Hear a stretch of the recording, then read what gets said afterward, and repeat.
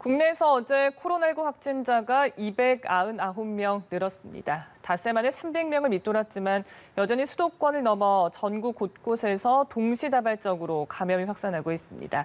여기에 사망자까지 하나둘씩 늘고 있어서 방역당국이 긴장의 끈을 놓지 못하고 있습니다. 관련 내용들 전문가와 함께 짚어보겠습니다. 신상엽 한국의학연구소 학술위원장 자리하셨습니다. 네, 어서 오세요. 네, 안녕하세요. 네. 자, 어제 하루 국내에서 코로나19 신규 확진자 299명 늘었습니다. 그 통계 흐름을 좀 살펴보면요. 지난 27일에 400명대, 28일과 29일 300명대와 비교하면 사흘 연속 조금씩이지만 줄어들고 있는 추세는 맞는 것 같습니다. 그리고 300명 아래는 닷새만인 것 같은데 이 흐름 좀 어떻게 보고 계십니까? 일단 지금 전국에서 동시다발적으로 이제 유행이 계속되고 있고 이제 특히 이제 사랑제일교회와 이제 광화문 집회 관련된 그런 확진자들이 지금까지 이제 계속 늘어왔는데요. 일단 지금 사랑제일교회 관련된 부분들은 이제 어느 정도 전수조사가 이제 마무리가 되어가고 있는 단계고, 이제 문제는 이제 광화문 집회 같은 경우는 5만 명 이상이 이제 참석한 걸로 지금 확인이 되고 있는데, 네. 사실 아주 일부만 지금 그 검사가 진행되고 이제 확진이 되고 있는 상황이거든요. 그래서 이런 사랑제일교회나 이제 그 광화문 집회 관련된 N차 감염이 이제 계속 속속 나타나고 있는데, 그 N차 감염이 얼마나 빨리 잘 관리가 되느냐, 그 규모가 어느 정도가 되느냐에 따라서 이 유행의 정점이 어느 정도 지내서 이제 나타날지를 어느 정도 이제 판가름할 수 있는 그런 중요 인자가 될 수 있을 것 같습니다. 네, 광화문 집회 관련 N차 감염이 관건이다라고 하셨는데 현재 추세라면 국내 확진자 수가 많게는 2,000명 가까이 발생할 수 있다라는 암울한 전망까지 나왔습니다. 글쎄요, 언제쯤이면 예측이 어렵겠습니다만 언제쯤이면 좀 정점을 찍고 소강 국면으로 접어들지 궁금하거든요. 지금 이제 참 예측이 어려운 게요. 네. 지금 방역 당국에서도 얘기하고 있지만 깜깜이 환자, 소위 이제 감염 경로를 모르는 환자들이 20%를 넘어가고 있습니다. 그 이야기는 이제 그 진단이 빨리 이루어지기 어려운 상태라는 그런 의미거든요. 근데 이 코로나19가 이제 지금 재생산 지수가 이제 계산에 따라 시기마다 조금씩 다르지만 많게는 3까지 나옵니다. 그러니까 한 명이 3명 정도까지 이제 감염시킬 수 있는 그런 유행의 양상을 지금 보이고 있는데, 네. 이 코로나19 환자 한 명한테서 다른 환자한테 가는 그런 세대기라고 부르는데, 이게 짧게는 3일이면 가능합니다. 그러니까 환자 한 명이 3명 감염시키는데 3일이면 된다는 얘기고, 그 3명이 또 각각을 3명 감염시키는데 3일이면 되거든요. 네. 그러니까 6일만 지나도 잘못하면 한 명이 9명이 되니까 지금 방역당국에서 몇천 명까지 얘기를 하고 있는 상황이거든요. 그러면 이런 최대한 빨리 이제 확진자를 발견해내지 못하면 그 지역사회에 있던 한 명이 그 정도까지의 여파를 미칠 수가 있는 그런 상황이기 때문에 방역당국에서는 어떻게든 간에 그럼 한 명이 3명을 감염시킬 수 있어도 한 명이 한 명밖에 못 만나면 3명을 감염시킬 수 없지 않습니까? 이게 바로 이제 그 국민들의 사회적 거리두기 강화인 거거든요. 그래서 방역 당국의 노력으로만으로는 지금 완벽하게 제어가 되지 않기 때문에 사회적 거리두기를 강화해서 이런 그 유행을 갖다가 억제하겠다라는 그런 것들을 확인하고 있고, 지금 2단계에서 2.5단계까지 이제 오늘 올려가지고 이제 이런 게 정말로 잘 정착이 된다 그러면 정말 사람이 만나는 그런 숫자들이 줄어들면서 이제 유행에 어느 정도 큰 도움이 될 거라고, 유행 확산에 큰 도움이 될 거라고 생각합니다. 네, 지금 깜깜이 환자가 많기 때문에 만나지 않음으로써 그 고리를 끊어내야 된다라는 그런 말씀이신 것 같은데, 짚어주신 것처럼 지금 깜깜이 확진자 20% 가까이 되고 있습니다. 지난 20일 기준으로는 20%를 살짝 넘기도 했어요. 근데 이렇게 깜깜이 환자가 많이 발생하는 이유는 좀 어떻게 볼 수 있을까요? 지금 아까 말씀드렸지만 사실 방역 당국에서 지금까지는 환자 한 명이 딱 발생을 하면 그 사람에 대한 감염 경로를 찾아내고 접촉자를 모두 다 최대한 빨리 찾아내서 격리하는 정책을 썼습니다. 네. 일단 격리를 하게 되면 다른 사람들을 만나지 않게 되지 않습니까?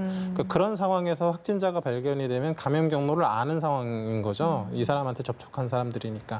그래서 이런 상황에서 이제 깜깜이 환자가 없다라는 얘기는 방역 당국의 통제하에 이 유행이 있다라는 그런 의미를 얘기를 하는데, 그런 사람들이 이제 늘어나니까 잘 모르는 사람들이 늘어난다는 얘기는 그냥 여기저기서 방역 당국에서 모르는 상황에서 인지가 되는 상태에서 확진자가 나타나기 때문에 그 확진자 한 명 한 명이 굉장한 그 임팩트를 갖고 있다는 얘기죠. 이제 자가격리 상태가 아니라 이 지역사회를 돌아다니는 상태에서 감염이 됐기 때문에 그 사람에 대한 접촉자를 다 찾아내야 되는데 굉장히 어렵고 방역당국의 부하가 걸리고 그 과정에서 분명히 놓치는 사람들이 생기고 그러니까 방역당국의 통제가 되지 않는다라는 그런 거꾸로 뒤집으면 그 깜깜이 환자가 는다는 얘기는 방역당국의 통제가 지금 충분치 않다. 그러니까 방역당국의 노력만으로는 안 되니까 국민들의 도움이 필요하다. 이제 이런 결론이 나오게 되는 거죠. 네, 통제 밖에 있다라는 건 굉장히 위험한 상황입니다. 지금 이런 유행을 보면 규모도 크고 그 증가 속도도 굉장히 빠르고요. 깜깜이 환자도 많은 상황입니다. 위중 중증 환자 또 사망자 증가 추세가 이어질 수 있다라고 하는 것이 지금 60대 이상 고령층의 환자가 많기 때문인 거죠. 예, 그렇습니다. 지금 보통은 이제 과거 같은 경우는 이제 위중이 한 5%, 중증이 15%, 경증이 80% 이런 정도가 이제 일반적인 이제 환자들의 이제 그 양상이었는데 문제는 지금 광화문 집회나 이 사랑제일교회 관련된 확진자들의 연령대를 보면 네. 60대 이상이 40%가 넘어가거든요. 이런 경우라 그러면 사실 위중증 환자가 지금 기존에 있던 것보다 훨씬 더 늘어날 수밖에 없고요. 결국 중증 환자는 이제 중증 환자 치료 병상이 있어야 되는데 거기에는 인공호흡기, 에크모 이런 것까지 다 가용한 그런 시설이어야 되기 때문에 빠르게 확충하기가 굉장히 어렵습니다. 그러면 그런 중증 환자들, 위중 환자들이 이제 제때 치료를 받지 못하는 그런 나중에 의료 시스템 붕괴가 왔을 때 이제 문제가 굉장히 커질 수가 있기 때문에 어떻게든 이 유행의 고리를 빨리 끊고 이제 그 감염자 수를 줄이지 않으면 일단 그런 의료 시스템 자체부터의 그 부하에 의한 문제가 생길 수 있어서 이제 그 걱정이 되고 있는 상황입니다. 네, 그러기 위해서는 좀 조사에 더 적극적으로 응해 주셨으면 좋겠는데 광화문 집회와 관련한 확진자가 최근에 이제 13명이 더 는 상황에서도 아직도 검사가 제대로 진행되지 않는 그런 케이스도 있지 않습니까? 네, 그렇습니다. 지금 뭐 전세버스나 아니면 그 기지국 등을 통해 가지고 5만 명 이상이 이제 광화문 집회에 머물렀다고 지금 확인이 되고 있는데 사실 검사가 된 건수가 그렇게 많지가 않은 상황이거든요. 실제로 그런 광화문 집회에 참석했던 사람들이 이제 지역 사회에 가서 이제 여러 지금 유행들을 또 촉발하고 있는 상태고 지금 뭐 대구에서도 어떤 뭐 좀 광화문 집회 갔다 왔던 교회에서 또 집단 발생을 하고 있고 이런 양상들이 계속 되고 있기 때문에 이게 진단이 늦어지면 아까 말씀드렸듯이 그 유행의 규모랑 파급력이 엄청날 수밖에 없습니다. 그래서 네.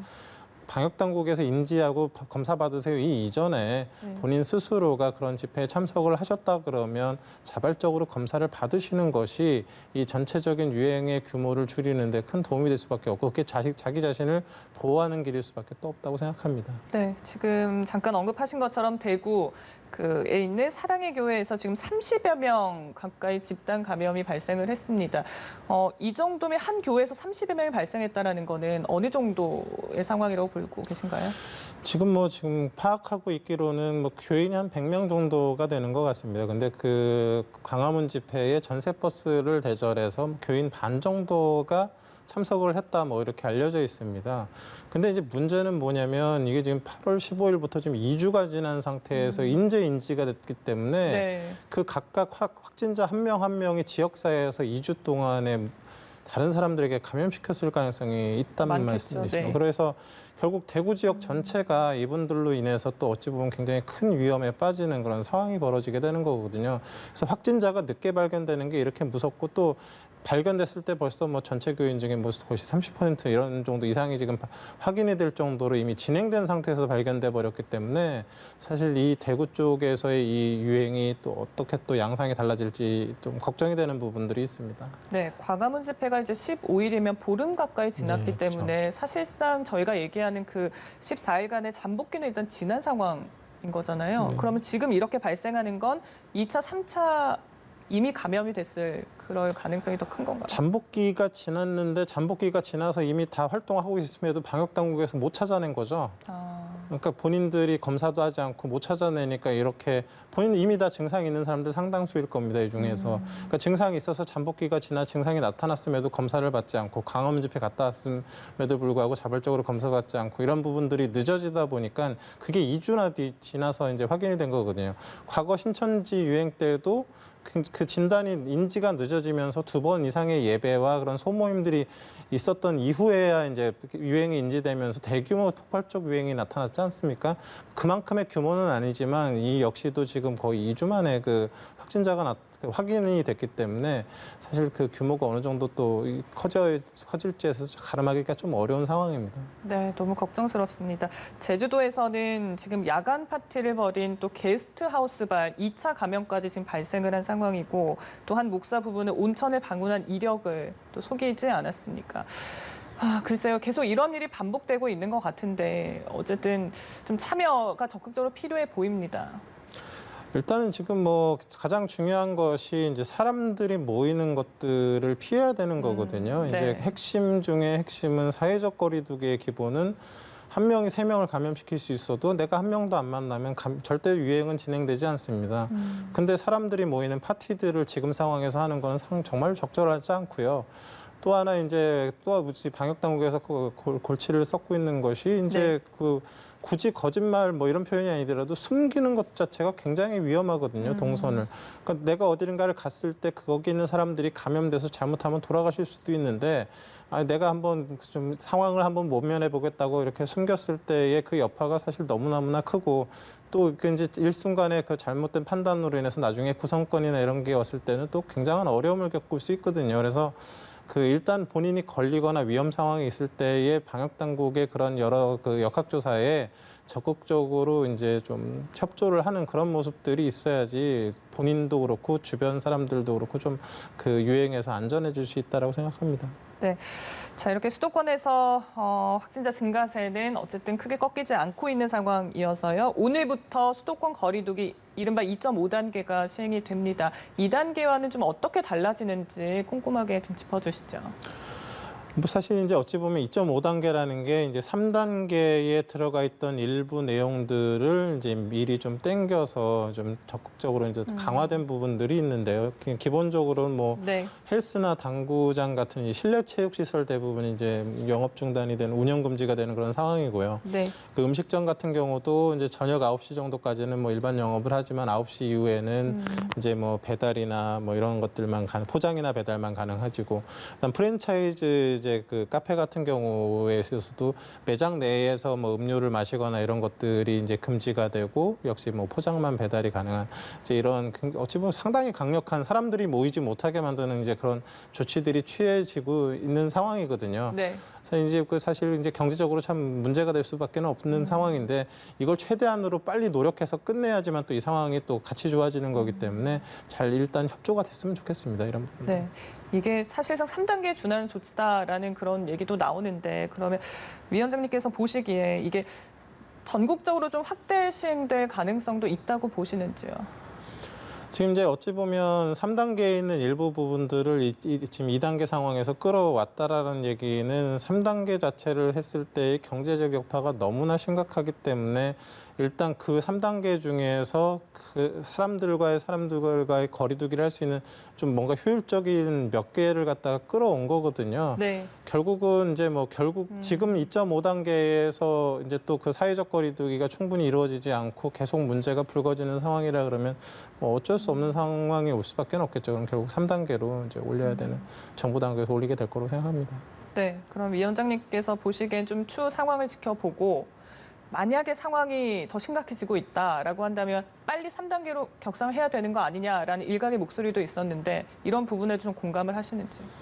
사실 뭐 감염 전문가들의 대부분은 뭐 진즉에 3단계로 올려야 된다고 계속 얘기를 했었던 부분들이 있고요. 저도 어느 정도 그 부분에 동의를 합니다. 이제 최대한 빨리 3단계로 올려서 그 3단계 기간을 줄이는 게 장기적으로 봤을 때는 경제적으로도 유익이 있을 수도 있겠다라는 판단이 되는 부분들이 있긴 있거든요. 네. 근데 일단 지금 뭐 정부 당국에서 일단 이렇게 2.5단계를 하기로 이제 결정을 했다 그러면 사실은 뭐 지금 2단계든 2.5단계든 간에 뭐 지금 방역 당국에서 얘기해 주는 게 주말에는 제발 집에 머물러 달라 이러고 있지 않습니까? 그러니까 결국은 내가 걸렸을 수도 있고 남이 걸렸을 수도 있고 그러니까 자발적인 자가격리를 해달라는 거거든요. 한 명이 한 명도 만나지 말아달라는 얘기거든요. 그러니까 2단계 상황이든 2.5단계 상황이든 각 그 국민들이 경각심을 가지고 사람들을 만나지 않는 그런 상황들을 잘 지켜주신다 그러면 사실 2.5단계든 2단계든 이 상황에서도 어느 정도 유행이 좋아지고 이제